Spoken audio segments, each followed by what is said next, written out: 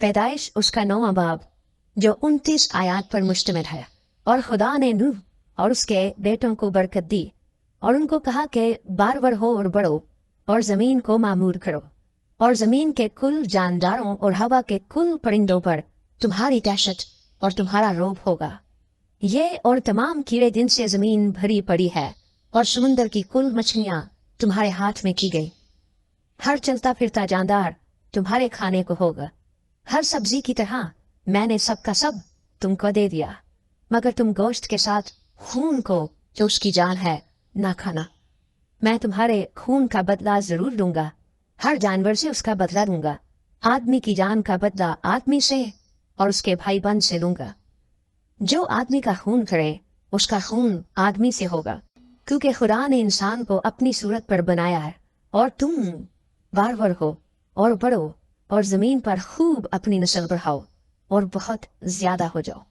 और खुदा ने नूह और उसके बेटों से कहा, देखो मैं खुद तुमसे और तुम्हारे बाद तुम्हारी नस्ल से और सब जानदारों से जो तुम्हारे साथ हैं, क्या परिंदे, क्या चौपाए, क्या जमीन के जानवर, यानी जमीन के उन सब जानवरों के बारे में जो कश्ती से उतरे, अहद करता हूँ। मैं इस अहद को तुम्हारे साथ कायम रखूंगा कि सब जानदार तूफान के पानी से फिर हलाक न होंगे और ना कभी जमीन को तबाह करने के लिए फिर तूफान आएगा।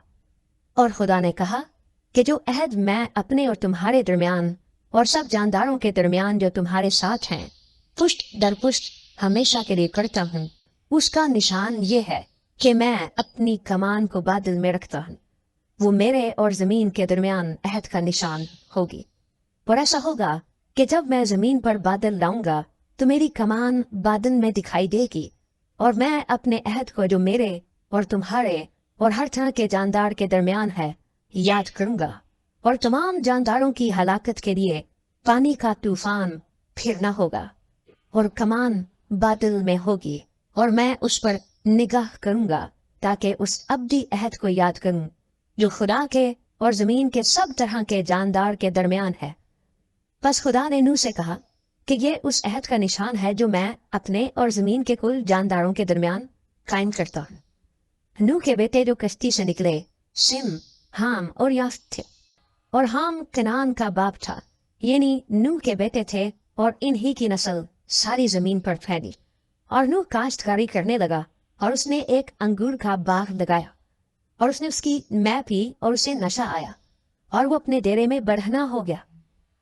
और कनान के बाप हाम ने अपने बाप को बरहना देखा और अपने दोनों भाइयों को बाहर आकर खबर दी। तब सिम और याफ्त ने एक कपड़ा दिया और उसे अपने कंधों पर धरा और पीछे को उल्टे चल कर गए और अपने बाप की बरहनगी ढांकी। सो उनके मुंह उल्टी तरफ थे और उन्होंने अपने बाप की बरहनगी ना देखी। जब नूह अपनी मै के नशे से होश में आया तो जो उसके छोटे बेटे ने उसके साथ किया था उसे मालूम हुआ और उसने कहा कि कनान मलऊन हो, वो अपने भाइयों के गुलामों का गुलाम होगा। फिर कहा खुदावन सिम का खुदा मुबारक हो और कनान सिम का गुलाम हो। खुदा याफत को फैलाए कि वह सिम के डेरों में बसे और कनान उसका गुलाम हो। और तूफान के बाद नूह 350 वर्ष और जीता रहा और नूह की कुल उम्र 950 वर्ष की हुई तब उसने वफात पाई।